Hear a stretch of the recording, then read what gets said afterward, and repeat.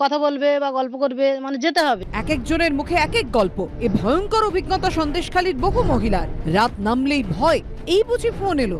এই আতঙ্কে ভিটেমাটি ছেড়ে পালাতেও হয়েছে অনেককে। আমাদের সবার বাড়ি সবার আচ্ছা। ফ্যামিলির সঙ্গে কিছু না কিছু হয়েছে। আমার স্বামী তো সন্দেশখালিটা এখন ট্রেন্ডিং চলছে, হ্যাঁ? বসো বসো বসো।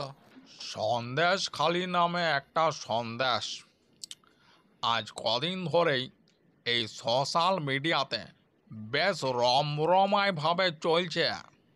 তো সেই নিয়ে একটা আমার মনের থেকে একটা কবিতা লিখে আনেছি। হ্যাঁ বলো বলো। বন্ধু, কেউ করছে প্রতিবাদ, কেউ দিচ্ছে গালি। আজ ঘরের বধূ নামেছে রাস্তায়, জ্বলছে ক্ষোভে সন্দেশ খালি। হাতে নিয়ে লাঠি জাডা, নির্যাতিত সেই বিটি ছাটা। বলছে সব মুখ খুলে, আমরা নাকি সব ভাতের খাবার। ওই গুন্ডাদের এত পাওয়ার, দিনে দুপুরে নিয়ে যাচ্ছে তোলে। কোথায় নিয়ে যাচ্ছে রে?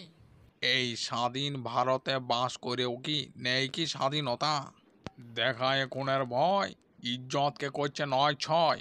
দিদি তোমার ওই ভাড়া করা নেতা, সোনার বাংলা গরিব বলে ডাক দিয়েছিল যারা, কোথায় গেল সেই বুদ্ধিজীবী ভোট লোটেরা? সীতার জন্যে রাবণ বধ হয়েছে, দ্রৌপদীর জন্য মহাভারত। আজ শত শত সীতা হয়েছে পতিত, হারাইছে নারীত্ব ব্রত। কোথায় আজ মণিপুর, এই বাংলা গর্ভের কাছে? সাধু সাধু বেশে শত শত অসুর বাংলার ঘরে ঘরে লুকানো আছে। তাই 200-500 টাকার লোভে যদি অন্যায়কে দাও প্রশ্রয়, থাকো মুখ বুঝে।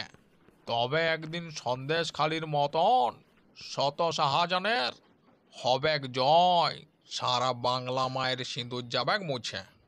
দারুণ দারুণ হয়েছে, ভালো হয়েছে। ভালো।